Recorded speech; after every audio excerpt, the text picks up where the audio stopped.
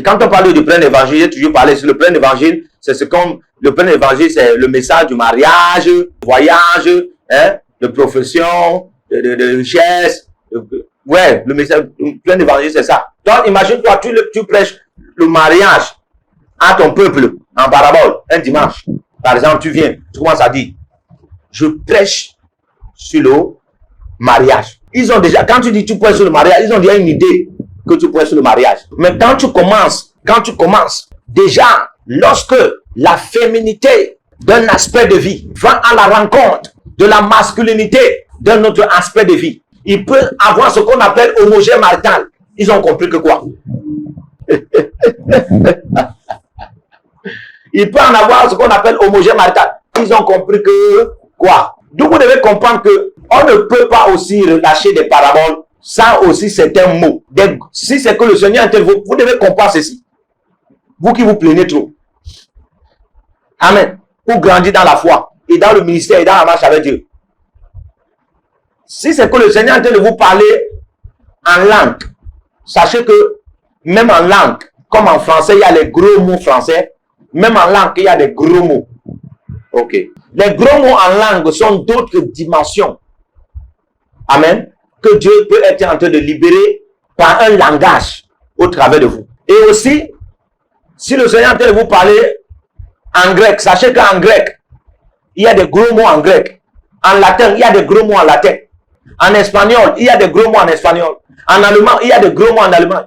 Le Seigneur est en train de vous parler en anglais, il y a des gros mots en anglais. Le Seigneur est en train de vous parler en français. En français, amen, il y a des gros mots en français. Même en votre dialecte, c'est-à-dire votre vernaculaire, il y a des gros mots en votre vernaculaire. Que stipule la locution de votre vernaculaire? Il y a des gros mots. Et ces gros mots, amen, vous allez voir, c'est souvent quand quelqu'un veut prendre la place d'un père, la place d'un sage, la place d'un maître, la place d'un vieillard, la place d'un patriarche. Donc sachez ceci aujourd'hui, que de même, quand Dieu veut utiliser les paraboles pour vous parler, attendez-vous aussi à des gros mots. Que ce soit en langue, il y aura un gros mot que tu n'as jamais. Amen. Le gros mot là, que tu n'as jamais entendu. C'est-à-dire que ça sera un parlant en langue que tu ne connais pas, que tu n'as jamais même parlé. C'est un signe de la parabole. S'il va te parler, oui, s'il va te parler en français, automatiquement, il y aura un mot. Amen. Il y aura un gros mot en français qu'il va utiliser. Parce qu'il n'y a pas de parabole. Amen. Il n'y a pas de parabole sans superlativité des mots. Peu importe le langage. Il n'y a pas d'énigme sans superlativité des mots. Alléluia. Donc aussi, par la connaissance de certains mots, ok, par la connaissance de certains mots, ayant de l'expérience, hein, en cela, ok, certains paraboles peuvent vous parvenir de la part de Dieu. Amen. Si vous n'êtes même pas mûr dans l'interprétation par le Saint-Esprit, selon votre mesure de Dieu en vous, amen, vous pouvez vous retrouver en train d'interpréter dans la dimension compréhensive ce que le Seigneur est en train d'utiliser la parabole pour vous faire comprendre. Donc là, vous vous retrouvez en train de, quelque part, en avoir même 10% d'explication.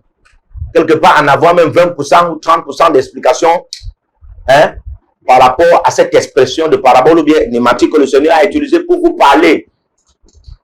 Et là, vous pouvez en avoir le message même à 10% ou à 20%. Et vous savez, même si c'est un pourcentage mineur ou minoritaire, amen, ça peut créer quelque chose dans votre esprit de manière orientative.